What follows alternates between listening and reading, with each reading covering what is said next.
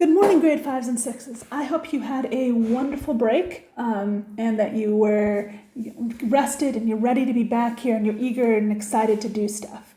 So just a word of warning, a lot of you don't seem to do your work right away. You know, I give you class time to do work, you don't do it right away. You seem to think that because I'm not in the classroom, you should do it later. And of course you can do that, and some of you do okay with that, but a lot of you end up forgetting assignments because you do that. Sorry, my screen went funny there for a second. So what I'd ask you to do is really don't delay this stuff. Don't do it later. Just do it right away. Get the work done. That way you don't forget what you're supposed to do. Okay? Now we're going into a new topic. We're going to start talking about money, but we're not just going to talk about money from one country in the world. We're going to talk about money from lots of different countries in the world, okay? And the first thing we're going to do is we're going to talk about American money. And the reason we're starting with American money is a couple reasons. One is American money is used all over the world. And two, American money is actually really similar to money from other parts of the world. There are some major differences, but there are some similarities too. And so if you understand how American money works, you can understand how a lot of things work. Okay, so let's get started here. All right.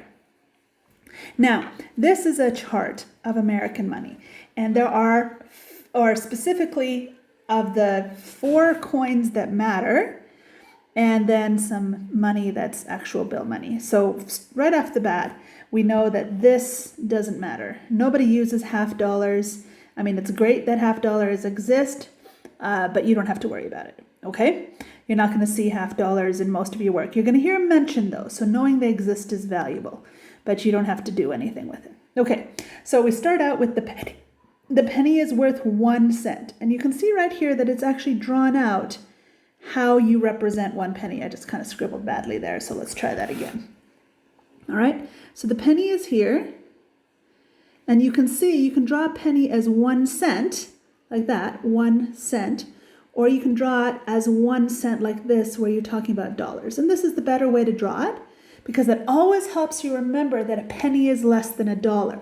Right here, this is a whole dollar. Well, obviously, a penny is not worth a whole dollar. And over here, you can see that they actually have explained some things for you. And in this case, they're talking about a dime right here, which is worth 10 cents. So you can see 1, 2, 3, 4, 5, 6, 7, 8, 9, 10 pennies equals 10 cents or 10 cents. But we write it with the dollar sign, so it shows the decimal place value. This is actually really important. Always writing things this way rather than this way will help you remember the value of it, okay? So a penny is the first value. Then our next value is a nickel. A nickel is worth 5 cents. Now you can see on the American money, it's a little hard to see in this picture, but this here is kind of like it's a copper color. So it's sort of, I don't know what color you call it. It's copper. It's a sort of bronze. It's not silver, okay? Then we get to this next one right here, a nickel. Now you can see it's got this building on the back of it. You see that? That building? It's got this guy with a ponytail in his hair, and it's worth 5 cents, and that's the way you write it. See, 0.05. We just reviewed how to do decimals, so this is really should be no trouble for you at all. Okay. Then we go on to the dime. Oh, I should use a different color. That doesn't stand out very well. There we go. That stands out really nicely. Then we go to a dime, and we can see a dime is worth 10 cents. 0.10. Okay, and each one of these over here on this side, they're showing you how 1 coin can be used to make the value of another coin. So in this case, we've got 5, 10, 15, 20, 25. So that equals 25 cents, which is a quarter, which is this one down here. Okay, and this one right here is 10, 20, 30, 40, 50. Which gives us 0.50 cents, 50 cents. Remember what I said, when we're writing cents, we always write it like this, okay? 50 cents. and that gives us the $50, which is the one we don't need to talk about, okay? All right, now why did I count in this one in tens, and this one in fives, and this one in ones? Well, I counted this one in ones because it's worth 1, so 1, 2, 3. I counted this one in fives because it's worth 5, 5, 10, 15. And I counted this one in tens because it's worth 10, 10, 20, 30. It's pretty simple, okay? Now we go down to the last one, and this one is the one that students often have the most trouble with because they don't know how to count in 25s. So if you don't know how to count in 25s, this one might cause you some trouble, but I'm going to help you remember how to count in 25s here in just a sec. Okay, so this one is 25 cents, so 0.25. 0.25. It's still cents though, okay? It's still cents, so it's still 0 in the dollar place. All right, so then we go 25, 50, 75, 100. And that gives us 100 cents. Now here's where it gets interesting. We have 100 cents. So how do we represent that? Well, it goes like this. See that? And that is what is key, because now we know that 100 cents is the same thing as $1. See that? 100 cents equals $1. And this is the most important concept in money. You've got to remember this. Once you've got 100 cents, you no longer have cents, now you have dollars. Now the decimal is on the other side, okay? So I told you I was going to help you out with accounting in 25s. So 25s are really easy because you always have this every single time. 25, 50, 75, and 00. That's always your pattern. You have those 4 things. So you start out with 25, 50, 75, 100. Then you go 1, 1, 1, 2, 2, 2, 2, 3. See how that pattern works? 25, 50, 75, 100, 125, 150, 175, 200, 225, 250, 275, 300. Counting by 25s is probably the easiest counting because you only have to remember 4 things. Every other counting, you have so much more to remember. But this counting, you've only got to remember 4 things. You got to remember the 25, the 50, the 75, and then the 00. Okay?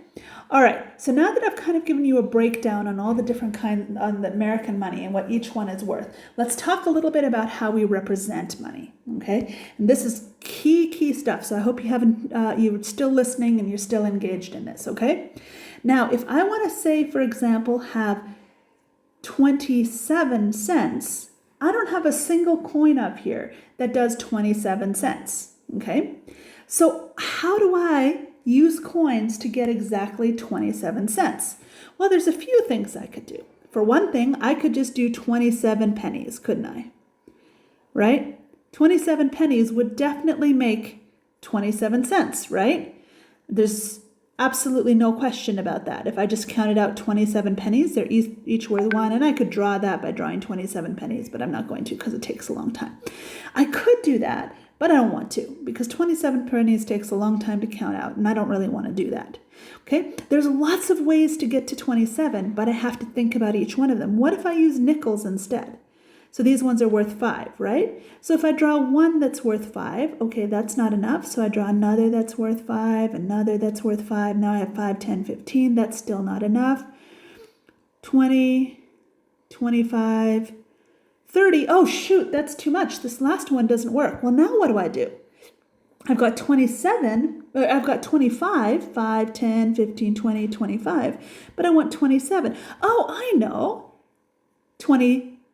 So this is 5, 10, 15, 20, 25, 26, 27. Ta-da! Now I have 27 cents. Okay. So there's another possibility of something I could do. Well, what else could I do? Let's see. What if I decided that instead of using nickels, I use dimes? Dimes are worth 10. So there's 10, there's 20. Oh no. If I make another 10 one, now I have 30. That's too much. That's not good. So what do? Oh, I know. I could do a 5. Now I've got 10, 20, 25. That still doesn't do it. 26, 27. Now I have 27 cents. See that? So that's another way of doing it. Now, if you're feeling a little overwhelmed and you're saying, I don't know which of these to use, the answer is that when you're using money, any of these are correct. But what I like to do, and what you're going to see in your book later, but not today, you don't have any book work today, okay, is I like to use the fewest coins possible. And in order to use the fewest coins possible, I have to start with my biggest coin. So my biggest coin is 25 cents. Or my most valuable coin, not biggest in size, because it's not actually biggest in size. If you look at these pictures, you can see that the pictures are completely inaccurate and they don't represent. If you want to actually know the sizing on things, a penny, that's not the size of a penny. A penny is about this size. A dime is about this size. A nickel is about this size. And a quarter is about this size. So 1, 10, 5, 25.